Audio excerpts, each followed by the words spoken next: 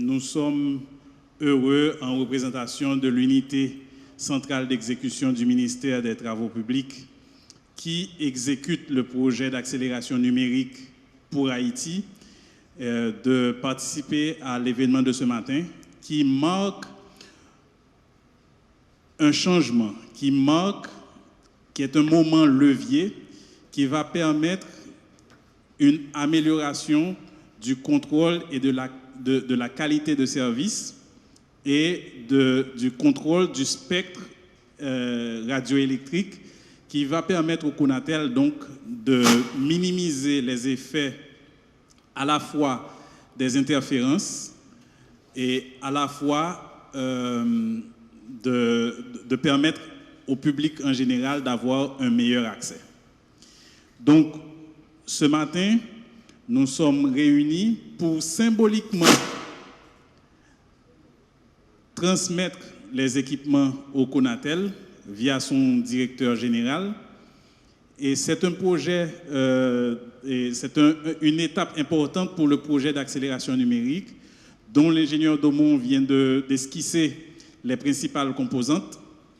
Donc, nous sommes dans cette activité dans le cadre de la composante 1 qui vise à créer un environnement propice au développement des services numériques, donc qui passe par un cadre général. Donc, les équipements qui aujourd'hui, pour une valeur de 2,8 millions de dollars, qui sont remis au Conatel, vont permettre au Conatel d'avoir une plus grande capacité d'inspection déjà, c'est-à-dire dans le cadre du projet et dans nos conversations avec les opérateurs, ils se plaignent souvent que les fréquences qui leur sont allouées sont polluées par des signaux qui ne sont pas licites, qui n'ont pas l'autorisation d'occuper la bande. Donc, ça va permettre au Conatel d'avoir un meilleur contrôle du spectre radioélectrique. Et en même temps, en aval, on a aussi un lot d'équipements de contrôle de qualité qui va permettre au Conatel de pouvoir vérifier en aval la qualité des services rendus par ces opérateurs. Donc, c'est une activité qui permet, donc qui donne une plus grande capacité au Conatel. Et comme chargé de projet au sein de l'équipe de l'UCE, c'est une fierté pour moi de dire que ce projet a la capacité d'être un levier pour faire basculer le pays dans une modernité et le Conatel a un rôle important. Et c'est pour ça qu'un des premiers efforts du projet, c'est ce renforcement du Conatel. J'éprouve un immense plaisir à être celui par lequel ce projet s'achève. Officiellement, le projet HDA va démarrer en 2020.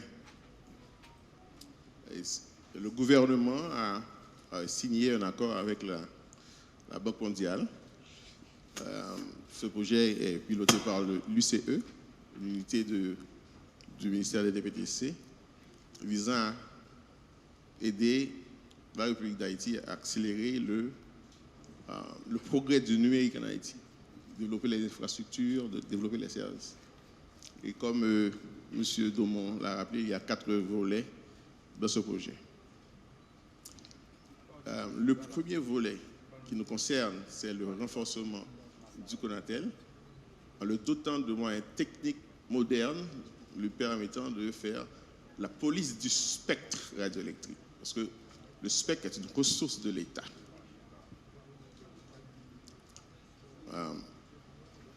Ce volet en particulier ne date pas de 2020.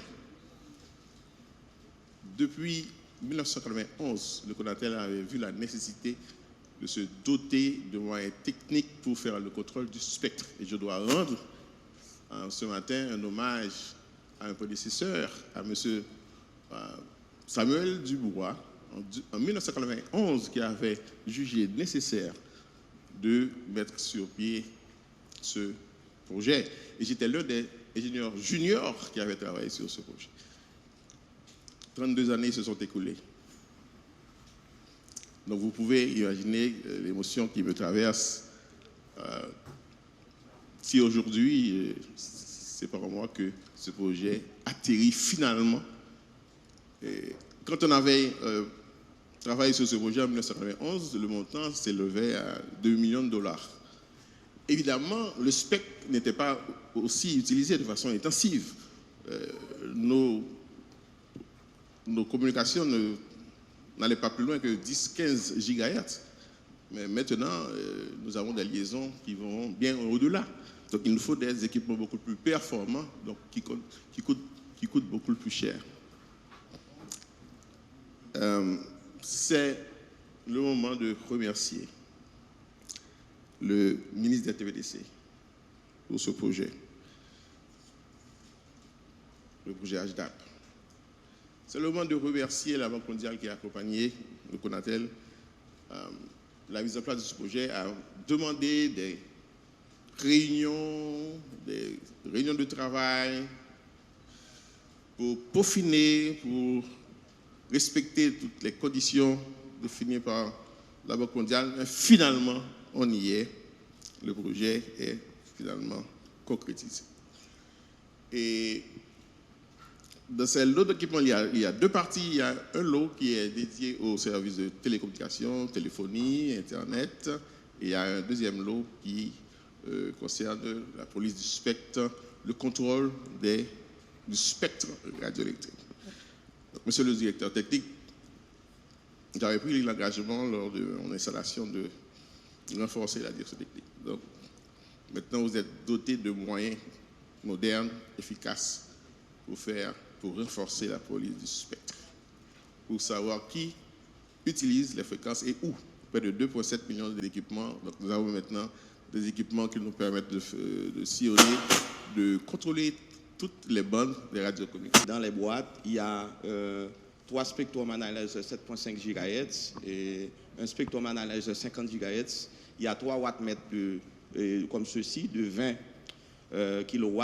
Il y a 12 spectrum analyzers de 2 GHz. Et puis, il y a 4 mesureurs de champ électromagnétique. Donc, normalement, c'est un lot parmi l'ensemble des équipements qu'on a déjà reçus et qu'on aura à recevoir par la suite. Job équipement ça c'est permettre nous détecter ressources, les sources de l'interférence.